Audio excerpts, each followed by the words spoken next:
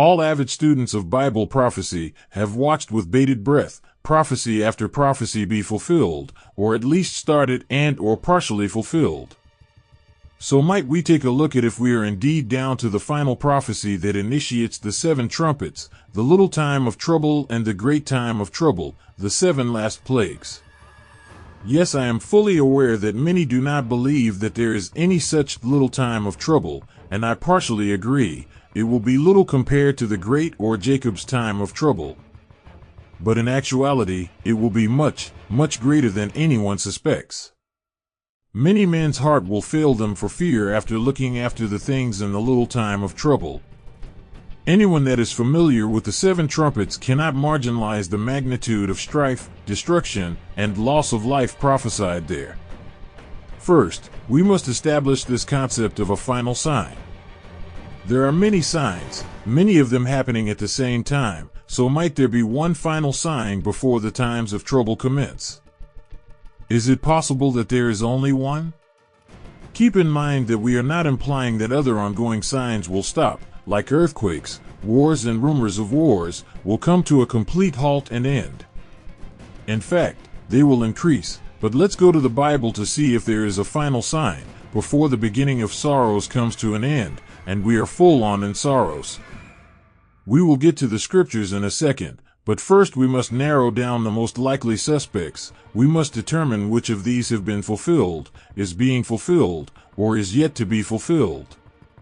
The time of the end prophecies are, turning the hearts of the children to their fathers, the Elijah message. The sign of Jonas, or Jonah, that would be the truth to be in the earth 3 days. The repudiation of the United States Constitution, the destruction of democracy and the United States as a republic, meaning no pope, king, or dictator to rule it. The demand for Sunday observance, as expressed to lawmakers. Satan transformed into an angel of light, the overwhelming deception.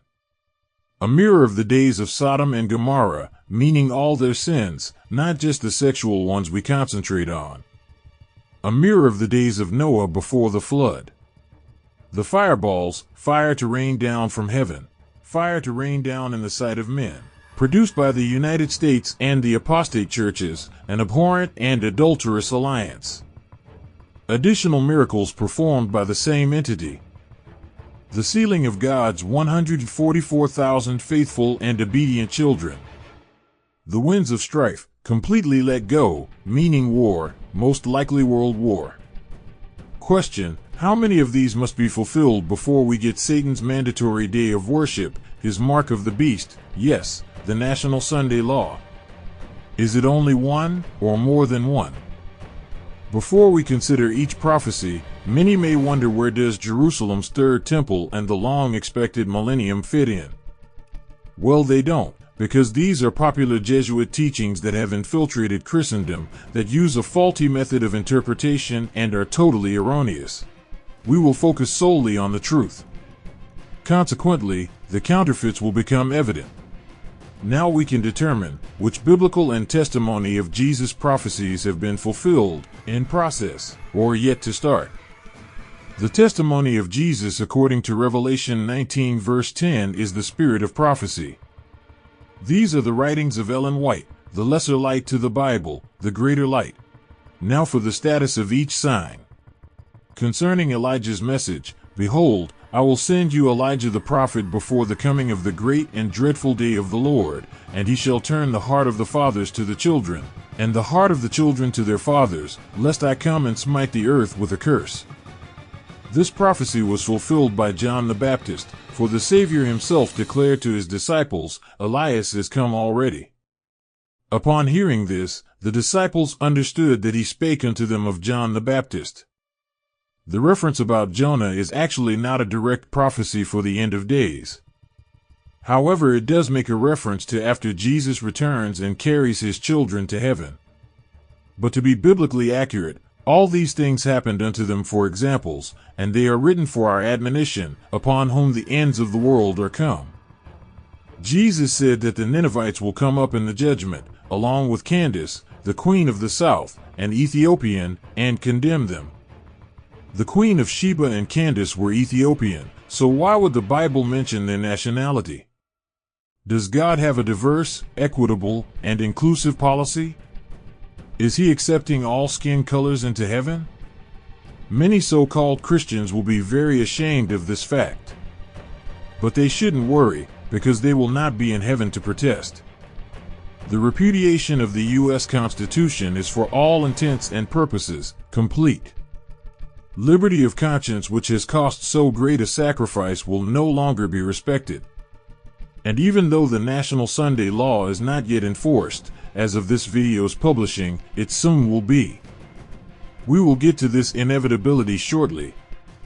While it is true that Sunday rest legislation is primarily concealed, it has reached the awareness of the United States Congress. Project 2025 has spelled out its first iteration. So even though the law is not passed as yet, the demand for such is certainly complete. Don't look for million-man marches in the towns and streets. 2 Corinthians 11 verse 14 says, "And no marvel, for Satan himself is transformed into an angel of light."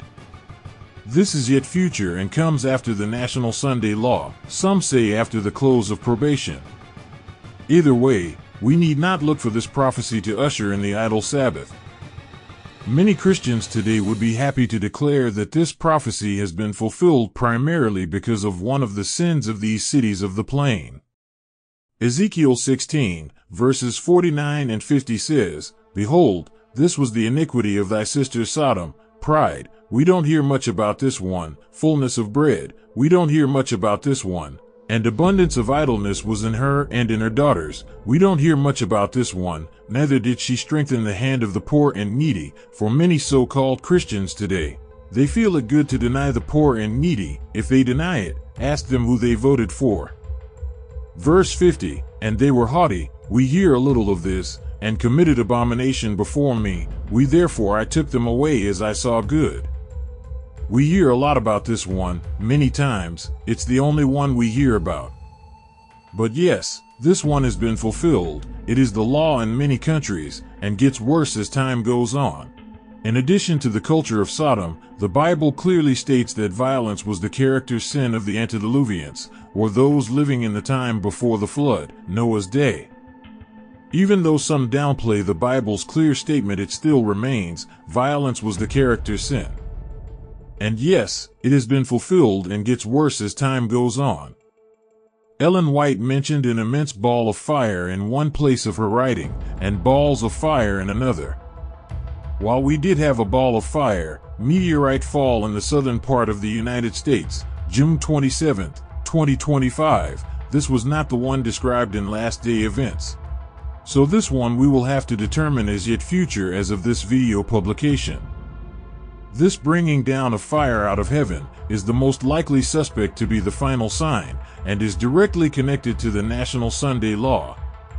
Revelation 13 verse 13 and 14 states, "And he does great wonders, so that he makes fire come down from heaven on the earth in the sight of men, and deceives them that dwell on the earth by the means of those miracles which he had power to do in the sight of the beast, saying to them that dwell on the earth, that they should make an image to the beast, which had the wound by a sword, and did live." As of such, this one deserves our full attention, but not for the reason you think. So we will reserve this one for last. Don't worry, you will be anything but disappointed. In addition to bringing fire down from heaven, the image to the beast, which is the combination of church and state, also perform other miracles. Testimonies Volume 5, page 698, paragraph 1 states, "It was by the display of supernatural power, in making the serpent his medium, that Satan caused the fall of Adam and Eve in Eden. Before the close of time he will work still greater wonders. So far as his power extends, he will perform actual miracles. Says the scripture, he deceiveth them that dwell on the earth by the means of those miracles which he had power to do, not merely those which he pretends to do. In various forms, everything from non-decaying corpse to Catholic idols shedding tears, we see these miracles. So yes, these miracles are definitely happening and will ramp up decidedly, even with resurrections of dead people. It has not been given to man the ability to see the seal of God in his faithful children's foreheads. But since the winds of strife are dependent on this 144,000 being sealed, is it possible that the closer we get to that number being completed, the more winds of strife will be let loose? We will discover exactly what these winds are in a moment. But suffice it to say, this prophecy is in progress as of this video publication. As promised, the winds of strife is a reference to war. One such statement says, "For mighty angels are still holding the four winds of the earth." Terrible destruction is forbidden to come in full. The winds will be the stirring up of the nations to one deadly combat, while the angels hold the four winds, forbidding the terrible power of Satan to be exercised in its fury until the servants of God are sealed in their foreheads. Maranatha 175 paragraph 2. Now we can get to the final sign, the one that we skipped. Fire to be rained down from heaven, produced by the image to the beast, has until this point been elusive and a bit bewildering. But it is directly connected to the idol Sabbath, the clear sign that the idol Sabbath will come upon its completion. Will literal fire be rained down from the sky like it did for Elijah? Will there be an altar with an animal sacrifice there to be consumed? Will there be true men of God surrounding the prophets of Baal as a reversal to the biblical account? No, you will see why in a second. Once we know exactly what this fire is, we can be 100% sure of its status. The fire Elijah was granted on Mount Carmel came from heaven. God produced it, no doubt using his angels to deliver it. God's fire is holy. This is the fire God afforded Elijah to defeat the prophets of Baal.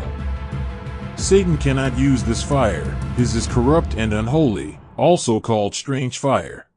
Before we can give the tools on how to decipher God's holy fire from Satan's strange fire, let's briefly recall the key points in the lives of Nadab and Abihu, sons of Aaron and priest. They held the highest position in Israel, second only to Moses and Aaron. Their account is the template for the image to the beast. As we go through the key points, notice the similarities between Nadab and Abihu, and the image to the beast, apostate churches, and the United States government. They held the highest position in Israel, second only to Moses and Aaron. As we go through the key points, notice the similarities between Nadab and Abihu. We see that they were highly favored. God highly favored the early Protestants. He even delivered them from persecution and martyrdom by the Catholic Church in Europe, also called the Old World. Still speaking of these early Protestants, they were the leaders for religion in the New World, what would become the United States. Catholicism and Jesuits, the military branch of the church, was for all intents and purposes banned. As mentioned, Nadab and Abihu held the highest possible office, next to Moses and Aaron. Both subjects have had great light. As Israelites, they had the 10 Commandments, manna, and God to lead them, spiritually and literally. The United States and Protestant churches have had great light, with virtually no restrictions on the knowledge of the Bible, guaranteed by the First Amendment. Now we can recall what led up to the strange fire. It all started with Aaron's lack of standing firm for righteousness in raising his sons. Remember, he was the one who let the Israelites make the golden calf while Moses was away receiving the 10 Commandments. Aaron parallels the forefathers of the United States. They lacked firmness on standing up against cruelty, chattel slavery, and genocide. Consequently, Nadab and Abihu lacked self-control. And so did the slave masters and society they developed. Anything was okay, so long as their selfishness and greed was satisfied. And now we get to the wine. Nadab and Abihu often were intoxicated with strong drink. We call it liquor, wine, and/or spirits today. They were alcoholics. Protestants in this country have adopted the wine of Babylon, her false doctrines, like the secret rapture, Sunday sacredness, the third temple, and much more. Finally, the nail in the coffin, as the expression goes, they mixed the common with the sacred. They mixed church and state, something evangelicals are hell-bent on doing today. This one is irredeemable and its consequences irrevocable. This was, and still is, the limit of God's long-suffering forbearance. It was for Belshazzar, Nebuchadnezzar's grandson. Note how the Israelites thought everything was of God's order. They could not decipher the strange fire that Nadab and Abihu offered. After the dedication of the tabernacle, the priests were consecrated to their sacred office. These services occupied 7 days, each marked by special ceremonies. On the 8th day they entered upon their ministration. Assisted by his sons, Aaron offered the sacrifices that God required, and he lifted up his hands and blessed the people. All had been done as God commanded, and he accepted the sacrifice, and revealed his glory in a remarkable manner. Fire came from the Lord and consumed the offering upon the altar. The people looked upon this wonderful manifestation of divine power with awe and intense interest. They saw in it a token of God's glory and favor, and they raised a universal shout of praise and adoration and fell on their faces as if in the immediate presence of Jehovah. But soon afterward a sudden and terrible calamity fell upon the family of the high priest. At the hour of worship, as the prayers and praise of the people were ascending to God, 2 of the sons of Aaron took each his censer and burned fragrant incense thereon, to rise as a sweet odor before the Lord. But they transgressed his command by the use of strange fire. For burning the incense they took common instead of the sacred fire which God himself had kindled, and which he had commanded to be used for this purpose. For this sin a fire went out from the Lord and devoured them in the sight of the people. Isn't fire pretty much all the same? How can one be holy and pure, and the other unholy and strange? I have a message from God to the sinners in Zion, the ones whom Christ addressed. Be watchful, and strengthen the things which remain, that are ready to die, for I have not found thy works perfect before God. You need to offer always the sacred fire, for then Christ's works, his love, his mercy, his righteousness, will ascend before God, as a cloud of holy, fragrant incense, wholly acceptable. But strange fire has been offered in the use of harsh words, and self-importance, and self-exaltation, and self-righteousness, and arbitrary authority, and domineering, and oppression, and restricting the liberty of God's people, binding them about by your plans and rules, which God has not framed, neither have they come into his mind. All these things are strange fire, unacknowledged by God, and are a continual misrepresentation of his character. This is the perfect description of today's apostate Protestants, joined with the U.S. government, in an unholy adulterous alliance. And they are offering this strange fire every day. This is the surefire event to materialize the National Sunday Law. Question: do you not see and hear the strange fire when you turn on the news today? Evangelicals and government officials demanding religious laws, all while they use harsh words, exemplify self-importance, are over-the-top self-righteous, use arbitrary authority, are domineering, oppressing large classes of society, and the least of these, my brethren, restricting liberty while claiming they are restoring it. All these things are strange fire, unacknowledged by God, and are a continual misrepresentation of his character. While Pharisees know dragon's speech and his fire is wrong, they are too focused on greed, harming the least of these, my brethren, and crucifying the truth. This is infinitely more important to them. Is it important to you? Do you even recognize what Jesus warned us about? Question: do you think if one day actual fire came down from heaven and people saw it on their news feed, they would not only believe it, but demand a Sunday law from it? Many would say, it's just Hollywood special effects, or AI. Also, question: was there a physical manifestation of fire raining down from heaven, leading up to the Blair Bill of 1888? No, there wasn't, but there was enough strange fire to initiate a national Sunday law bill, introduced to Congress. Spiritual things are spiritually discerned. This prophecy has been fulfilled, plain and simple. And it is the one directly connected to the National Sunday Law. Brothers and sisters, there really isn't anything yet to be started and or fulfilled for the closing act of the drama to be enforced. Satan's representatives, the self-righteous Pharisees, those that hate the truth and can't wait to crucify it, those that see nothing wrong with letting Barabbas go free and rule over them no less. Those that are fully aligned with the will of Satan are raining down fire demanding that America return to God. The God they call weak and liberal. This crisis is closer than when we first believed. It is even at the door. Perhaps outside Bible prophecy, no greater evidence can be given other than what the religious environment was in the late 1800s in the United States. Leading up to Senator Blair's bill for Sunday observance is characterized as such. A strong conservative reaction emerged against liberalism, laying the groundwork for the fundamentalist modernist controversies of the 20th century. Yes, they wanted to own the libs too. Sound familiar? The image to the beast's fire was raining down in torrents back then. And so it is now, bringing about the same results, exactly what Revelation 13 verse 13 says it would. Yet this sign goes on, misunderstood, effectively shunned. Many would even accuse someone as being political for even mentioning it, and Satan would not have it any other way. He is pleased when his devilment goes unchallenged, for any reason. Consider the influential power of this unholy fire.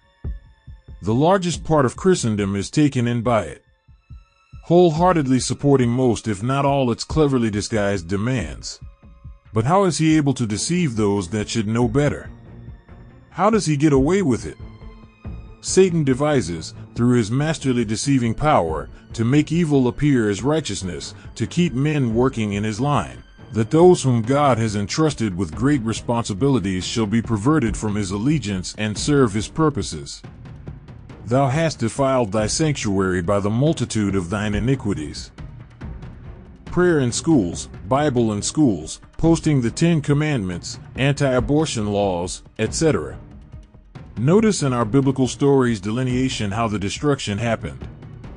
The burnt offering was accepted by God. He supplied the fire to consume it. God's people in turn accept the terms of the sacrifice, Jesus dying for our sins.